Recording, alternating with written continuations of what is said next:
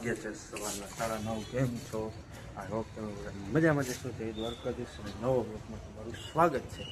તો ભાઈ વાગ્યા છે કીધું એમ જ આ રીતનો વ્યૂ છે.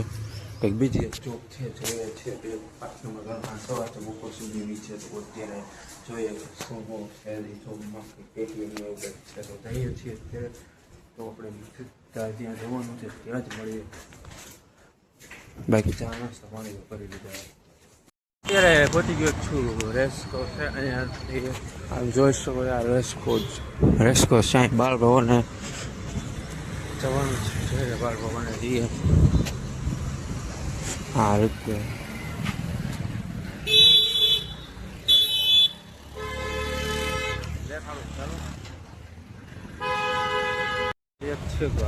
ગાર્ડનમાં બેઠા હતા આપણે. રેસ્કોસનું ગાર્ડન છે. ભાઈ છે આવવાના આવ્યા નથી લાગશે થોડું.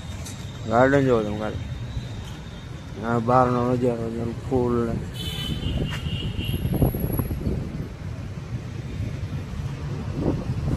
આ રીતનું એ ભાઈ રેસકોર્સનું રાજકોટનું રેસકોર્સ બેસવા વગાય. ચાલો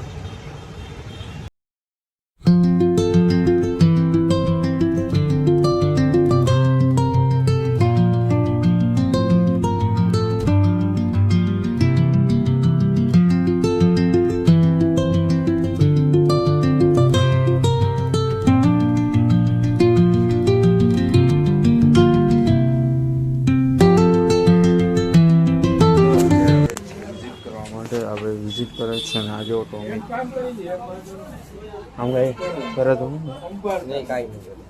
હે ટોમી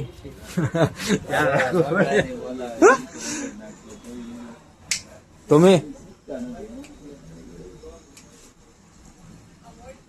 બોલો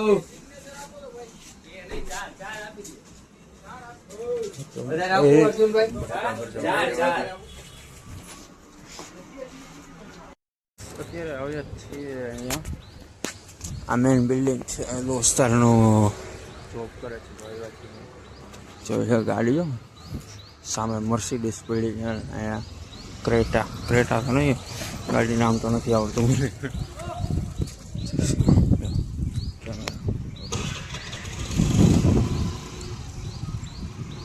દોસ્તારને મળવા આવ્યા છે આવે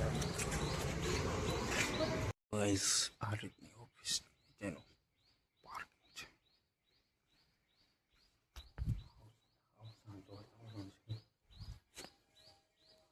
જો ખાલી ઇન્ટિરિયર શું કહેવાય ડિઝાઇન કેવી મસ્ત.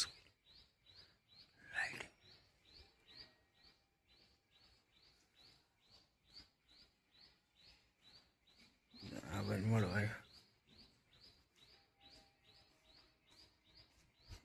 અમારા કેવલ ભાઈ શું કે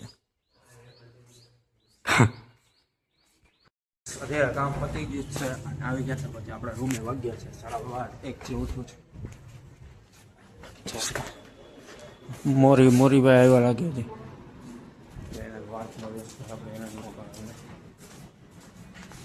ચાલો રૂમમાં તો લગભગ તો કોઈ નથી કોઈ હતી.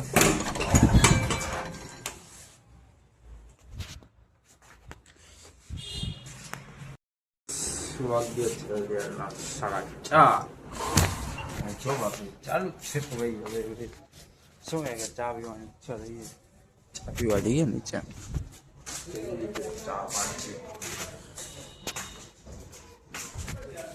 વાળ કપવા છે. અત્યારની થોડાક સમય પછી ચાલો ચા બા પીએ. હા વિડીયો ઉતારો હે હા ચાલો. અત્યારે વાગ્યા છે 12 અને હવે સુવાનો ટાઈમ થઈ ગયો છે તો સુવા જઈએ છીએ. ના જો અગરબત્તી જગ્યાએ મચ્છર માટેનો પંખો ચાલુ કરશું. ચાલો ગુડ નાઇટ. જય દ્વારકાધીશ. સારો લાઈક શેર સબસ્ક્રાઈબ કોમેન્ટ. ચલો મળીએ.